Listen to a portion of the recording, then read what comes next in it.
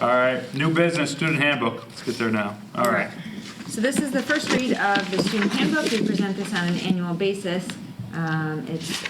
We have a committee that reviews it, which is comprised of student, staff, administrators, board member, and they met on various occasions. The committee's listed on the bottom of page 70 in board book.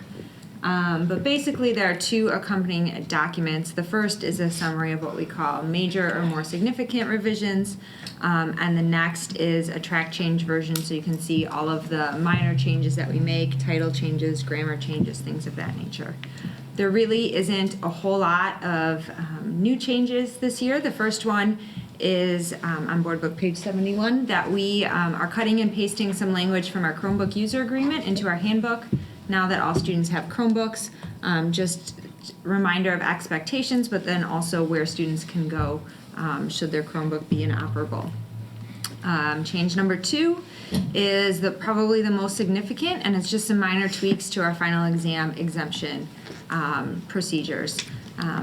We've added some clarifying language based upon student questions, and then also we've added a tardy component, so students cannot have more than 15 tardies for the semester in order to qualify for the exam exemption. And then also we've added that if a student has an unverified absence, that they have 2 weeks to clear that. So what was happening was a student goes on a college visit in October, and then in December they come and try to clear that college visit, and we get inundated with requests. And so we're trying to eliminate that.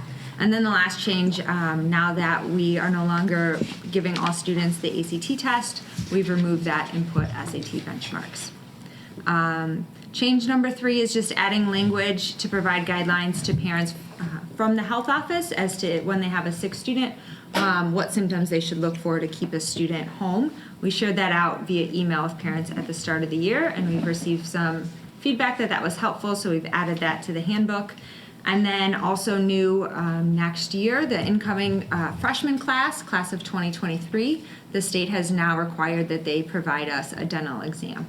And so we've added that language into the handbook as well. Those are the only changes that we're proposing. When I was looking at this, one of the things that I questioned, and I know it's early in the game, but e-learning days and absence should, down the road, as this gets refined out, should there be, so if they don't sign in, is that an absence? So it was something I just in general picture. Correct. And how you would address that in this thing. So we treated lightly, given we had just done e-learning with the handbook, and so for closures and stuff we put just e-learning, we just referenced it in there. We didn't, because we haven't really debriefed and talked about changes that we wanted to make. We tried to keep that vague for next year. Right, it was just something. We should probably put, though, a statement that their students will be, if students that,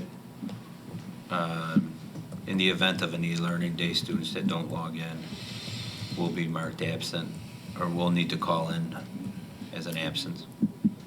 You know, we should, we know we have enough that we could put at least something that their attendance is still required on an e-learning day. Correct. Yeah, I just thought next year type of thing, Right. ponder that, kick it, putting that, but not this year because of Right. the learning process that we're learning through on it. So you need the final draft approved next month, in 2 weeks, Yes. at the March meeting.